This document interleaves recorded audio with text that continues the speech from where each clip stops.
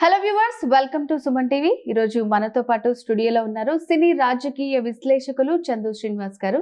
నమస్తే అండి. నమస్కారం అండి. సో ఈరోజు మనం మాట్లాడుకోబోయేది చాలా ఇంపార్టెంట్ టాపిక్. చాలా మంది మనం సినీ సెలబ్రిటీస్ ని చూసుంటాము, రాజకీయాల్లోకి వెళ్ళిన వాళ్ళని. సో సినిమాల్లో నుంచి రాజకీయాల్లోకి వెళ్ళి ఈరోజు చాలా ఎక్స్పీరియన్స్డ్ రాజకీయ నాయకుడిగా కనబడుతున్నటువంటి పవన్ కళ్యాణ్ గారు. సో పవన్ కళ్యాణ్ గారు రాజకీయ ప్రస్థానాన్ని చూసుకుంటే 6 monthsలోనే ఆయనకి మన రాష్ట్రంతో పాటే కాకుండా వేరే రాష్ట్రాల్లో కూడా ఆయనని చాలా బాగా మెచ్చుకుంటున్నారు. సో ఎలా కనిపిస్తున్నారు అంటే ఒక పరిణితి చెందిన రాజకీయ నాయకుడిలాగా కనిపిస్తున్నారు. సో ఆయన గురించి నేను ఎంత మాట్లాడినా చాలా తక్కువే అండి. సో ఇప్పుడు అలా అనుభవం రావడానికి కారణాలు ఏంటండి? ఆయన తిన్న దెబ్బల పడిన కష్టాల ఏంటంటారు? మీరేం చెప్తారు? అనేక అవమానాలు, అనేక అవహేళనలు, అనేక దెబ్బలు. ఆయన విమర్శించినట్టుగా ఏ రాజకీయ నాయకుడిని విమర్శించలే. ఎదిగే కొంది ఒదిగే లక్షణం ఆయనలో. ఈ రోజున ఇంత రాజకీయ పరిపక్వత దేశం మొత్తం అతని వైపు ఎందుకు చూస్తుందంటే అండి, అతనిలోని ఓర్పు, అతనిలోని నేర్పు, అతనిలోని కూర్పు, చేర్పు. ఓర్పు, నేర్పు, చేర్పు, కూర్పు కలిస్తే పవన్ కళ్యాణ్. ఆయన ఆవేశపరుడు, ఎక్కడ గెలవడన్నారు. కార్పొరేటర్ కూడా గెలవడన్నారు. మరి 2 చోట్ల ఓడిపోయాడు 2019 ఎలక్షన్లు. అది గాజువాక కావచ్చు, భీమవరం కావచ్చు. మరి 2024లో ఎందుకు 21 స్థానాలు 21 గెలిపించుకొని 100% స్ట్రైక్ రేట్ తెచ్చుకోగలిగాడు? 2 ఎంపీలు గెలిపించుకొని 100% స్ట్రైక్ రేట్ తెచ్చుకొని దేశ రాజకీయాల్లో ప్రధానమంత్రి మోదీ గారు కూడా 3వసారి అవడానికి కారణం ఏంటి చెప్పండి? అంటే ఆ ఓర్పు ఉండాలి. ఓర్పు. పవన్ కళ్యాణ్ ఒక ఆవేశపంతునే చూశాడు. రాజకీయాల్లో పనికిరాడు, ఆయన అసెంబ్లీ గేటు కూడా దాటనేమని చెప్పి రోజా ఏమైపోయింది? అసలు అనుభవమే లేదానికి, అసలు రాజకీయాల్లో రాణించలేరు అని అన్నారు. రోజా ఏమైపోయింది? గేటు దాటనేమన్నారు కదా. కొడాలి నాని ఏమైపోయాడు? అంబటి రాంబాబు ఏమైపోయాడు? పేరు నాని ఏమైపోయాడు? తర్వాత ఆయన ఐటీ మినిస్టర్ ఆయన ఏమైపోయాడు? వీళ్ళందరూ కూడా వాళ్ళ ఇంటికే పరిమితం అయిపోయారు. వాళ్ళ ఇంటి గేటు దాటి బయటికి రాని పరిస్థితి. ఆయన గేటు దాటిన పరిస్థితి. ఆయన హ్యాపీగా 100% స్ట్రైక్ రేట్తో వెళ్ళాడు. అటు 4 దశాబ్దాల అనుభవం ఉన్న చంద్రబాబు నాయుడు గారిని కూడా సీఎం పదవిలో కూర్చోపెట్టగలిగాడంటే అది మోదీ గారి మనల్ని పొందాడంటే, మోదీ గారు ఈయన పవన్ కాదు తుఫాన్ అని చెప్పేసి పార్లమెంట్లో అన్నాడంటే దాన్ని బట్టి మనం అర్థం చేసుకోవాలి. అంటే మీరు అన్నట్టండి, ఒక సినిమాలో నటుడే కాకుండా రాజకీయాల్లో ఒకప్పుడు ఎంజీఆర్ గారు, ఎన్టీ రామారావు గారు, జయలలిత ఇలా సక్సెస్ అయ్యారు. తర్వాత చిరంజీవి గారు తన ప్రయత్నం తను చేశాడు, సెంట్రల్ మినిస్టర్ అయ్యాడు. ఇప్పుడు మొత్తం చూపు, దేశం మొత్తం చూపు ఎవరి వైపు ఉంది? పవన్ వైపే ఉంది.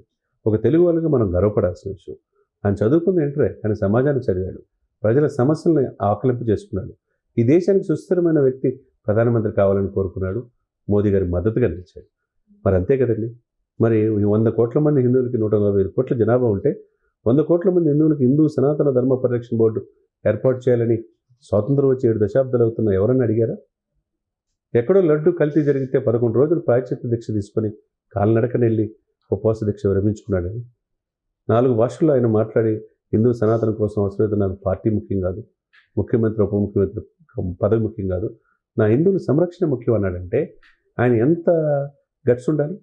మరి తెలుగు రాష్ట్రాలే కాకుండా నార్త్ ఇండియన్లో కూడా విశేషమైన ప్రజాదరణ పొందాడంటే ఆయనలో పరిణితి చెందిన రాజకీయ నాయకుడు మనం చూడొచ్చు కదా. ఎక్కడో మహారాష్ట్ర ఎలక్షన్లో వెళ్తే అక్కడ కూడా స్ట్రైక్ రేటు 100% చూపించగలిగాడు. రేపు ఢిల్లీ అంటున్నారు, బీహార్ అంటున్నారు, తమిళనాడు అంటున్నారు. 13,336 గ్రామాల గ్రామ సభలు పెట్టి వరల్డ్ రికార్డ్ సృష్టించారు మేడం ఆంధ్రప్రదేశ్లో. తన సొంత డబ్బు 400 గ్రామాలకు 400 లక్షలు ఇచ్చాడు, 4 కోట్ల రూపాయలు. వర్షాలు వస్తే 2 రాష్ట్రాలకు 2 కోట్లు ఇచ్చాడు.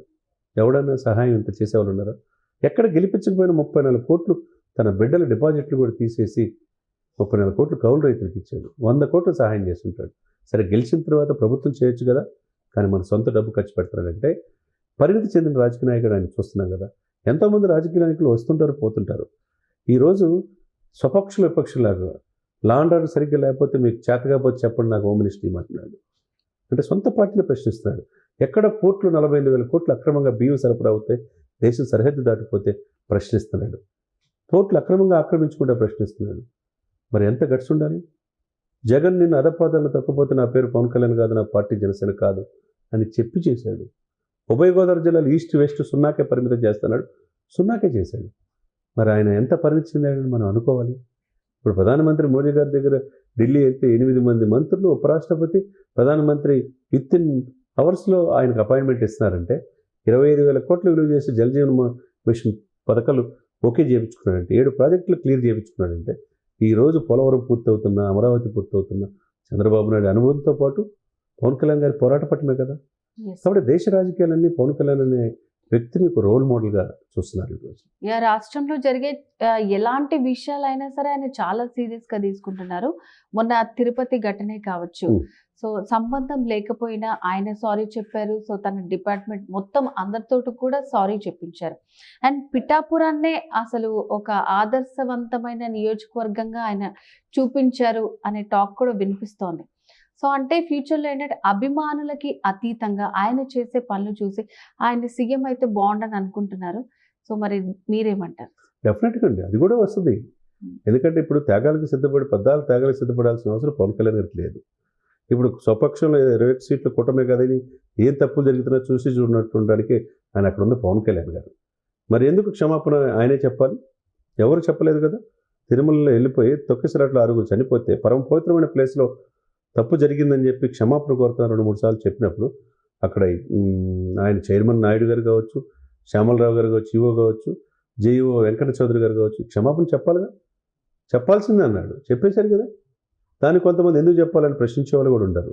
ఎవరు ప్రశ్నించడం కాదు, ఈ కూటమి అధికారంలో రావడానికి కారణమైన ప్రధానమైన వ్యక్తి పవన్ కళ్యాణ్ గారు. తన స్వపక్షంలో జరిగిన చూసి చూడనట్టు ఉండడానికి ఏం కాదు, అక్కడ ప్రశ్నిస్తా అన్నాడు. స్వపక్షంలో ప్రశ్నిస్తున్నప్పుడు అక్కడ 11 సీట్లకి పరిమితమైన ప్రధాన ప్రతిపక్ష పాత్ర కూడా ఈయన పోషిస్తున్నాడు.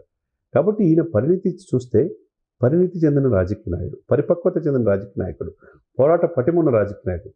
కాబట్టి డెఫినెట్గా ఈరోజు అనుభవం ఉన్న వ్యక్తి కావాలని చెప్పి ఆయన చేసిన 2027-25 నాటికి నెక్స్ట్ ఎలక్షన్స్లో ఈయన ముఖ్యమంత్రి అభ్యర్థిగానే ఉంటాడు.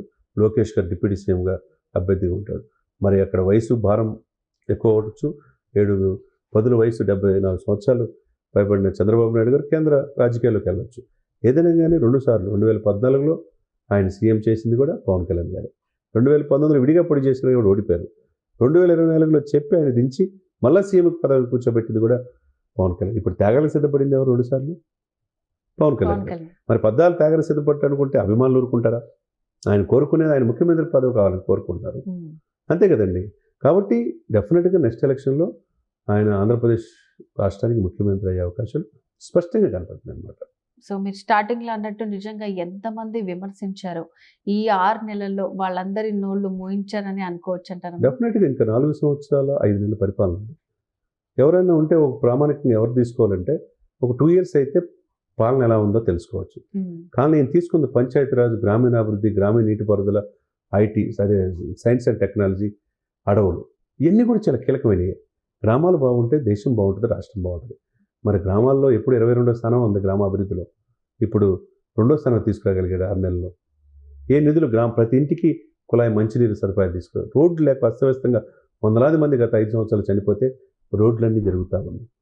పంచాయతీలకి వాళ్ళ యొక్క ప్రెసిడెంట్లకి మంచి హోదా ఇచ్చి ముందుకు తీసుకెళ్తున్నారు. ప్రతి గ్రామానికి ప్రతి ఒక్కరు అకౌంట్ పుంటికి చేయటువంటి మామూలు ఉండాలి. అడవులు సంరక్షిస్తే ఎర్రచందనాన్ని ఎక్కడెక్కడ ఆపేస్తున్నాడు, ఆ స్మగ్లింగ్ కాకుండా. మరి ఇస్రో సందర్శించి సైంటిస్టులకు ఎలా వాళ్ళో యూత్కి తెలియజేస్తాడు. మరి ఇన్ని కీలకమైన శాఖలు తీసుకొని ఒకవైపు ఉప ముఖ్యమంత్రి, క్యాంప్ ఆఫీస్ కూడా ప్రభుత్వం రూపాయి కూడా ఆయన ఇచ్చేట్లా సొంత ఆఫీస్లో ఉండి ఆయన తాగే టీ కూడా ఆయన సొంత ఖర్చు పెట్టుకుంటాడంటే ఎంత ఈ నేటి రాజకీయాలకి ఆయనకు స్ఫూర్తివంతుడుగా మనం చెప్పుకోవాలన్నమాట.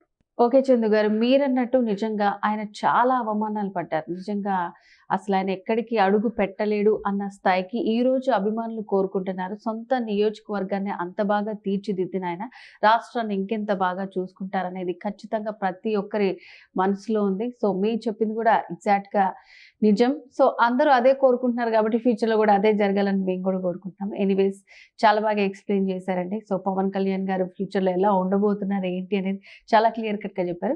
థ్యాంక్ యూ సో మచ్ అండి. సో వ్యూవర్స్ విన్నారు కదండి, చందు శ్రీనివాస్ గారు చెప్పినట్టు నిజంగా ఎవరైతే ఈయన రాజకీయాల్లోకి పనికి రారు అన్న వాళ్ళ నోర్లు మోయించి పవన్ కళ్యాణ్ గారు ఈ రోజు ఒక పరిణితి చెందిన రాజకీయ నాయకుడిగా ఎదిగాడు అని చెప్పుకోవడం నిజంగా గర్వకారణం. సో ఇది వాళ్ళ స్పెషల్ వీడియో. మరో వీడియోతో మళ్ళీ కలుద్దాం. నమస్తే. సుమన్ టీవీలో మీ పర్సనల్ అండ్ బిజినెస్ ప్రమోషన్స్ కోసం కింది నెంబర్కి కాంటాక్ట్ చేయండి.